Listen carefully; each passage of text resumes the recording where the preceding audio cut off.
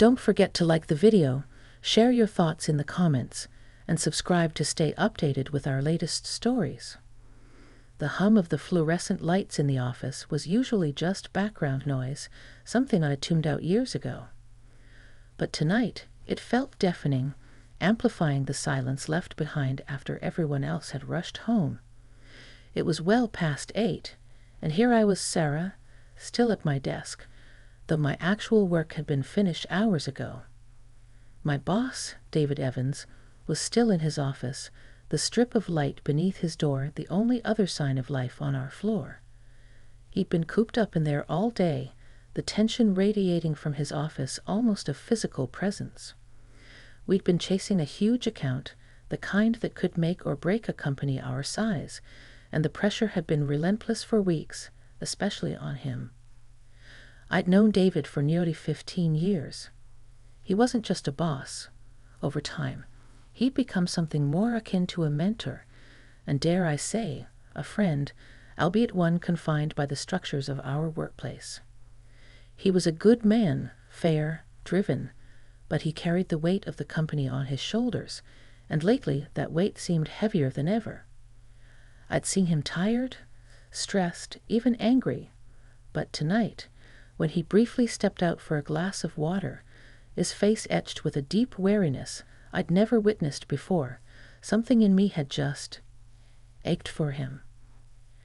I was tidying up my desk, ready to finally call it a night, when his door creaked open. "Sarah, you're still here?" His voice was hoarse, raw. I turned, offering a small smile. "Just finishing up, David. You heading out soon?" He leaned against the doorframe, looking utterly depleted. His usually immaculate suit was rumpled, his tie loosened, and his hair, normally perfectly combed, had stray strands falling across his forehead. "I should," he sighed, rubbing the back of his neck. "But I think I've forgotten how to move." He attempted a weak smile, but it didn't quite reach his eyes. They were clouded with exhaustion. "Tough day?" I asked, though it was a ridiculous understatement. "You could say that," he replied, his gaze drifting towards the large window overlooking the city lights, though I doubted he was truly seeing them. "My shoulders are so tight, I think they've declared war on the rest of my body." He winced, trying to rotate his neck.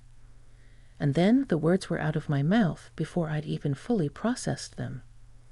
"You know, I used to give my dad massages for his bad back." He swore I had magic hands. I cringed internally. Did I really just say that? To my boss? It felt too personal, too informal, even for our relatively relaxed relationship. David looked at me, a flicker of something unreadable in his eyes. Surprise, maybe? Or just sheer desperation? "Really?" "Yeah," I said, my cheeks warming slightly. "Helps to knead up the stress. Nothing fancy, just, you know, working out the knots." I made a vague kneading gesture with my hands, feeling a bit foolish. He was quiet for a moment, just looking at me. The fluorescent hum filled the silence again. I started to backtrack. "Oh, but I didn't mean. I mean, it's late, and you probably just want to get home." "Sarah," he interrupted gently. He pushed himself off the doorframe and took a couple of steps towards my desk. He looked so vulnerable, so tired. "To be honest," he said, his voice low, "a massage sounds like heaven right now." "But I couldn't ask you to." "You're not asking. I'm offering," I found myself saying, a strange sense of calm settling over me. It felt right. He was clearly in pain, and if I could offer some small measure of relief, why wouldn't I? It was a human thing to do, wasn't it? Beyond the titles of boss and employee. He searched my face for a moment, as if gauging my sincerity. "Are you sure? I don't want to impose." "Not at all," I said, my voice softer now. "My dad used to say my shoulder rubs were better than any medicine. Maybe I can help you undeclare that war in your shoulders." A genuine smile finally touched his lips, a small, tired curve that nonetheless eased some of the lines on his face. "If you're truly offering, I'd be incredibly grateful, Sarah. I'm wound up tighter than a drum." "Okay then," I said, trying to keep my tone light, professional. "Where would be best? Your office is probably more comfortable than out here." "Yes, my office," he agreed, already looking a fraction less burdened, perhaps just by the prospect of relief. "I have a slightly more comfortable chair in there than this ergonomic torture device." He gestured vaguely towards his desk chair. As I followed him into his office, I couldn't help but feel a flutter of something. Not nervousness, exactly. More like an awareness of stepping into a slightly unusual situation. His office was spacious, with a large mahogany desk and a couple of leather visitors' chairs. A comfy-looking armchair sat in the corner by a bookshelf. He gestured towards it. "Will that work?" "Perfect," I said. "Just sit down. Try to relax. Let me just grab a little something." I remembered I had a small, unopened bottle of lavender-scented hand lotion in my purse, a gift from my sister. Lavender was supposed to be calming. It felt appropriate. When I returned, he was already seated, his back to me, shoulders slumped. The sheer exhaustion emanating from him was palpable. I stood behind the chair for a moment, taking a breath. This was my boss, and I was about to give him a massage. It was definitely not in my job description. But then I saw the tension in his shoulders, the way his head drooped slightly, and the professional hesitations melted away, replaced by a simple human desire to ease his discomfort. I uncapped the lotion, the faint scent of lavender filling the quiet space. "Okay," I said softly. "Just try to let go of the day." I placed my hands gently on his shoulders, feeling the rock-hard knots beneath his suit jacket. This was going to take more than magic. The fabric of his suit jacket felt smooth and expensive under my fingertips, a stark contrast to the rigid tension I could feel in the muscles beneath. "You might want to take your jacket off, David," I suggested quietly. "It'll be easier to work on those knots without it." He nodded, shrugging out of the jacket with a sigh that seemed to carry the weight of the entire week. He draped it over the back of his desk chair, then settled back into the armchair, his shirt now the only barrier. The cotton was softer, more yielding. I applied a little of the lavender lotion to my hands, rubbing them together to warm it. The scent, subtle but soothing, seemed to calm my own nerves a little. "All right," I murmured, placing my warmed hands on his shoulders again. This time I could feel the tight, ropey muscles more clearly. I started gently, using the heels of my palms to press and rotate, trying to encourage the tension to dissipate. He let out a small, involuntary sound, somewhere between a groan and a sigh of relief. "That already feels better," he mumbled, his voice thick with fatigue. I didn't say much, just focused on the task at hand, on feeling out the landscape of his tension. His shoulders were incredibly tight, a testament to the stress he'd been under. I worked my thumbs into the knots around his neck and the base of his skull, applying steady pressure. He leaned into my touch, his head tilting slightly, allowing me better access. We fell into a comfortable silence, punctuated only by his occasional soft sighs and the rhythmic sound of my movements. The city lights outside his window cast long shadows into the room, creating an intimate, cocoon-like atmosphere. It was strange, this role reversal. Here I was, in a position of giving comfort to the man who was usually the one in charge, the one leading, the one absorbing all the pressure. It felt surprisingly natural. As I worked, I found myself noticing little things. The way his hair curled just a bit at his nape, the slight freckle on his shoulder blade that was visible just above the collar of his shirt. These small, human details made him seem less like Mr. Evans, the boss, and more like David, the man who was clearly exhausted and in need of a bit of care. There was an intimacy to it, not a romantic one, but the kind that comes from shared vulnerability, from one person allowing another to see them in a moment of need. My own earlier awkwardness had faded completely, replaced by a focused empathy. I could feel the tension slowly, grudgingly, beginning to release under my hands. It was like coaxing a frightened animal out of hiding. Patience, gentle pressure, and a steady rhythm. I moved from his shoulders down his upper back, then back up to his neck. He didn't speak, just breathed deeply, and I took that as a good sign. The lavender scent mingled with the faint, clean smell of his cologne, a familiar scent from the office, but different now, more personal in this quiet, close space. I found myself wondering about his life outside of work, something I rarely did. Did he have someone at home to do this for him? Someone to help him unwind after days like this? It wasn't my place to ask, of course, but the thought drifted through my mind. He shifted slightly, and a deeper sigh escaped him. "Sarah," he said, his voice very quiet, almost a whisper. "You have no idea how much I needed this." "I'm glad I can help," I replied softly, my hands never ceasing their motion. There was a knot just below his left shoulder blade that was particularly stubborn. I concentrated on it, using my thumbs to apply targeted pressure. He flinched slightly, then relaxed into it. "That's the spot," he breathed. "It's been aching for days." I worked on that area for a while, feeling the muscle gradually soften. It was gratifying, this tangible result of my efforts.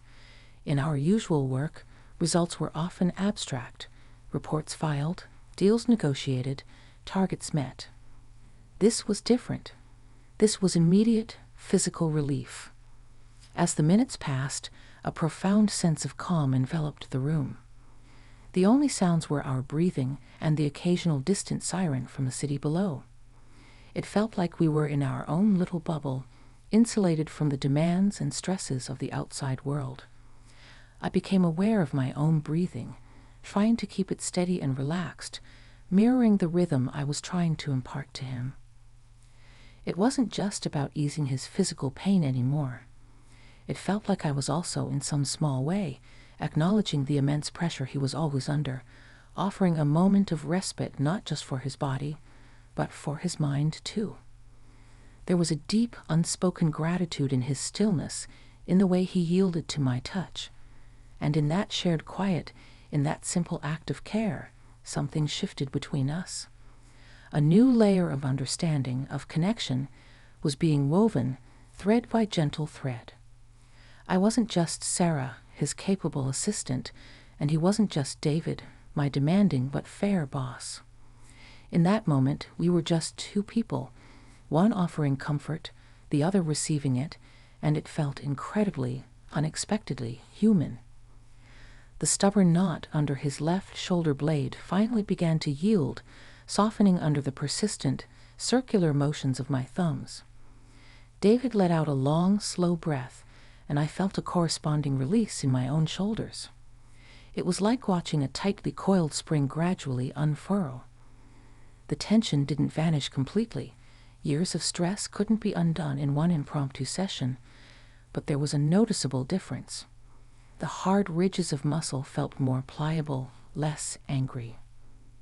"Better?" I asked softly, my voice barely disturbing the quiet. "So much better," he murmured, his voice still thick with a mixture of exhaustion and relief. "Sarah, you truly do have magic hands. Where did you learn to do that?" "My dad, mostly," I said, continuing to work on his upper back, using broader, more sweeping strokes now. He had a physically demanding job when he was younger, and his back was always giving him trouble. I learned what helped. And then later, I read a few books, watched some videos. Just a hobby, really. Something to help family and friends. Well, your family and friends are very lucky, he said. He shifted slightly, turning his head a little to look towards me, though his eyes were still mostly closed. I don't think I felt this relaxed in months, maybe years. A warm feeling spread through me at his words. It was nice to be appreciated, especially in such a genuine way. I'm glad, I replied simply. Sometimes we all just need someone to help us press the reset button. He was quiet for a few moments, then said, "You know, Sarah, you see a lot, don't you?" I paused my massage for a second, then resumed, a little more gently. "What do you mean?" "You see the stress. You see the pressure. Most people here, they see the results or the demands. But you seem to understand what goes into it, what it costs." His voice was reflective, almost distant. I wasn't sure how to respond to that. It was true, I did see it. I saw the long hours he put in, the missed lunches, the way he'd sometimes stare out the window with a furrowed brow when he thought no one was looking. I'd always felt a quiet empathy for him, even when he was being particularly demanding. "I think anyone who pays attention can see it, David," I said. "You carry a lot for this company, for all of us." He sighed again, but this time it sounded less like exhaustion and more like acknowledgement. Perhaps. But not everyone offers to help carry the load, even in a small way like this. He paused. "This isn't small, though. This is a significant kindness." His words touched me. We all need a little kindness, don't we? I said, my hands moving up to his neck again, gently stretching the muscles there. "And you've been kind to me over the years, David. More than you probably realize." I was thinking of the time he discreetly approved extra leave when my mother was ill, or the way he'd always championed my ideas in meetings, even if they were unconventional. He made a soft sound of surprise. "I have." "You have," I confirmed. "You're a good boss, David. A good man. It's easy to want to return a kindness." The silence that followed was different. It was filled with an unspoken understanding, a warmth that had little to do with the friction of the massage or the lavender lotion.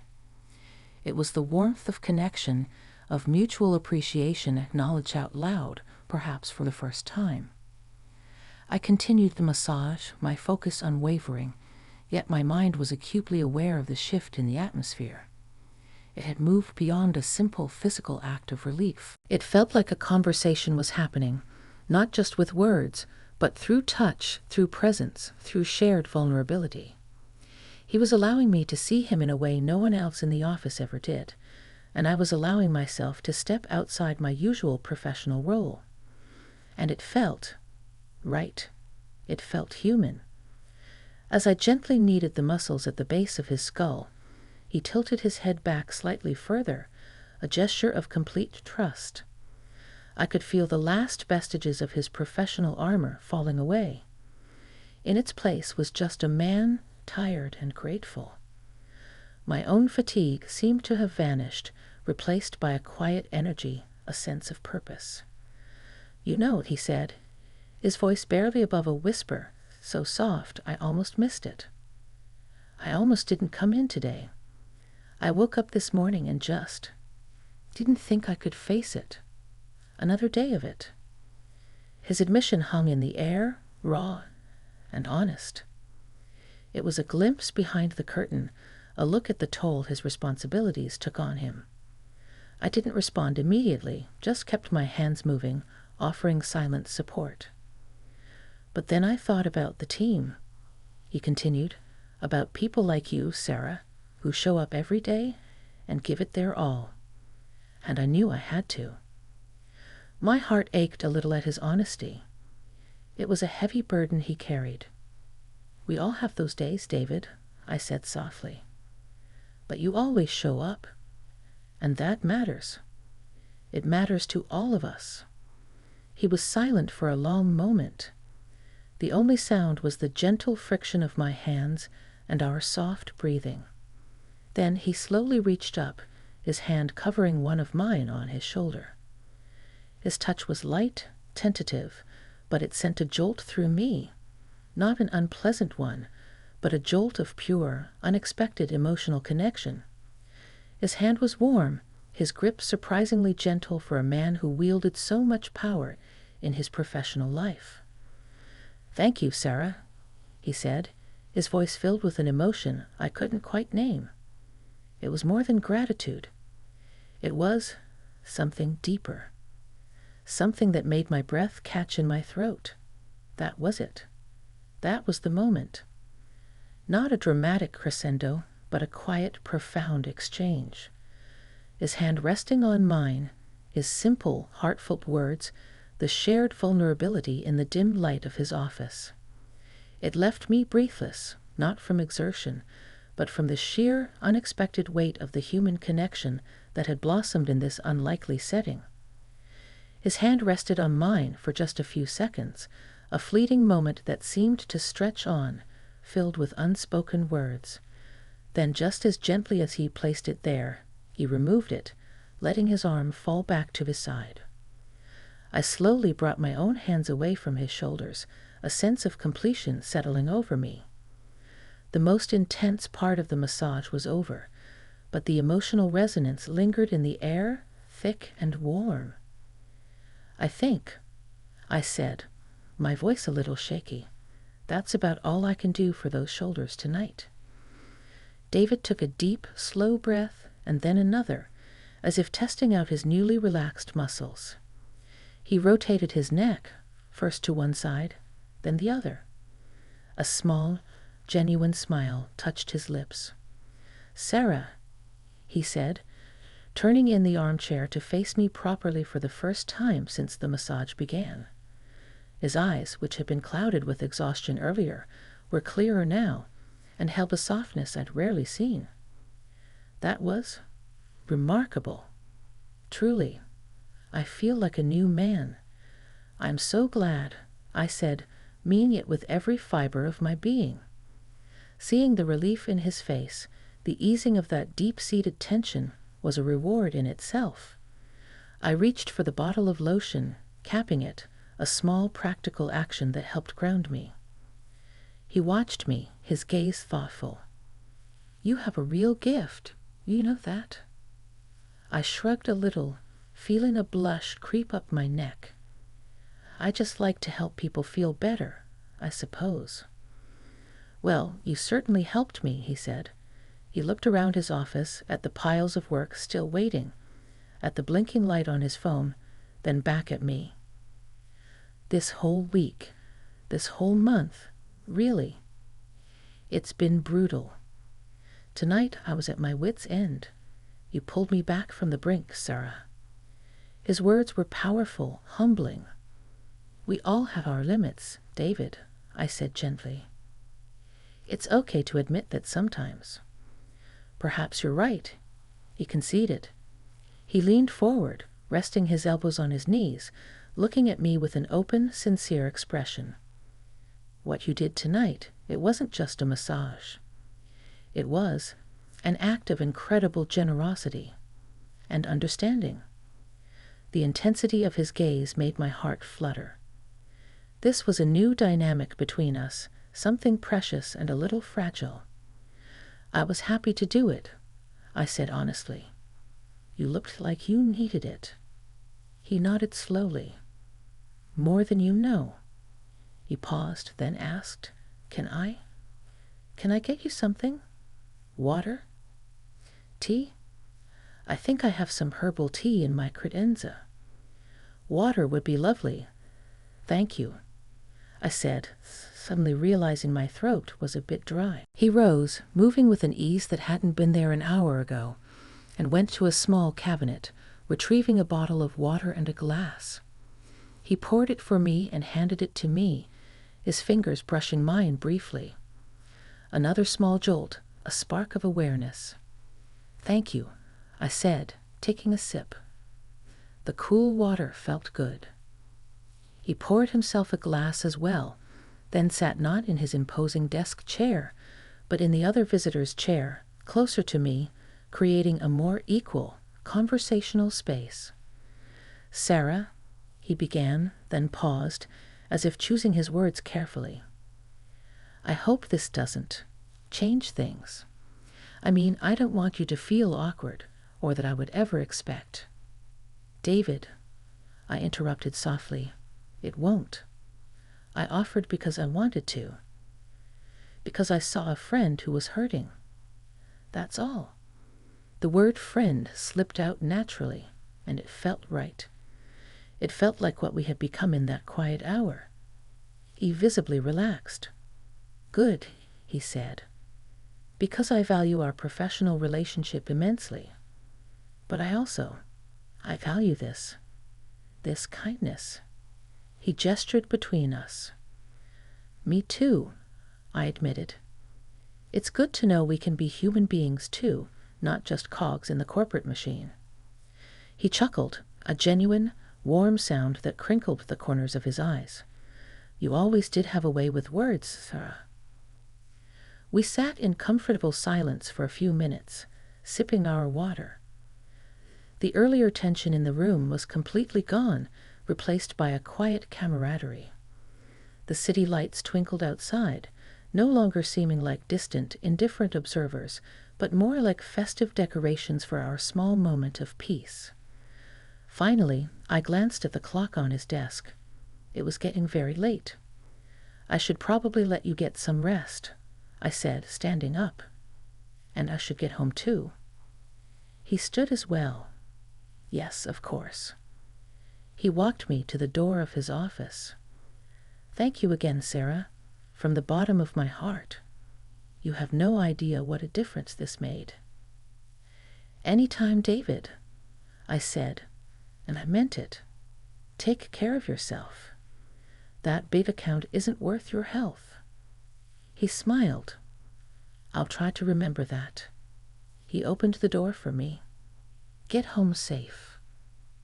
"You too," I replied. As I walked back to my own desk to gather my things, I felt lighter. The encounter had been unexpected, certainly not something I'd ever imagined happening. But it had been profoundly moving. The shared vulnerability, the trust, the simple act of human connection. It had nourished a part of me I hadn't realized was hungry. Driving home through the mostly empty streets, the breathless feeling David's simple touch and heartfelt words had evoked earlier returned, but it wasn't alarming. It was a gentle warmth that spread through my chest, a quiet sense of wonder. Something special had happened tonight. Not a romance, not a breach of professional boundaries, but something rarer. A moment of pure, unadulterated human kindness and connection that had transcended our usual roles. I thought about David, not as my boss, but as the man with the weary eyes and the incredibly tight shoulders. I'd seen a different side of him, a vulnerable side, and he'd allowed me to see it.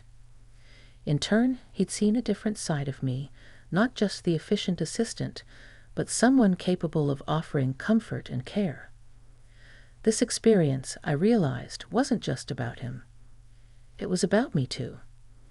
It had awakened a capacity for empathy and connection that had perhaps lain dormant for too long, numbed by routine and the impersonal nature of corporate life. It reminded me of the power of simple human touch, offered with respect and genuine care. When I got home, my small apartment felt cozy and welcoming. I made myself a cup of herbal tea, just as David had offered, and sat by my window, looking out at my own view of the city. The events of the evening replayed in my mind, not as a strange anomaly, but as a significant, meaningful interaction. I knew things wouldn't be drastically different at work on the surface. We'd still be boss and employee. Deadlines would still loom, and stress would still be a part of our jobs.